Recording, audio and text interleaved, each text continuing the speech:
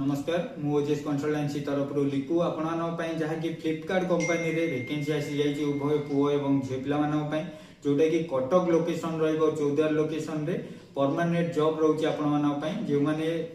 Cuttack location रे करिया चाहते ये सैलरी भी बहुत भल रहा 8 घंटा ड्यूटी रोचे 3टी शिफ्ट रही स्टार्टिंग आपंकर 14 ରୁ 15,000 आसी ड्यूटी टाइम रे गोटे टाइम खाଇବା फ्री रोचे जदि आपण माने जीवाकू भी चाहते कटक आमर रसुलगढ़ रु बस जाऊँगी कंपनी बस फ्री ऑफ कॉस्ट रे कटक होइकी हब को जाऊँगी पुणी आनिकी छाड़ुची फ्री ऑफ कॉस्ट रे किंबा आपण माने यदि कटक रूट रे एनएच साइड रे कोड रोचन तो आपण माने भी जीवा आसिया करि परिबे नल तो यदि आपण माने दूर रु आछंती रूम सुविधा भी आमे आपण मानन पई कटक रे करै देबु तो एठी आपण माने यदि 10 पास करचंती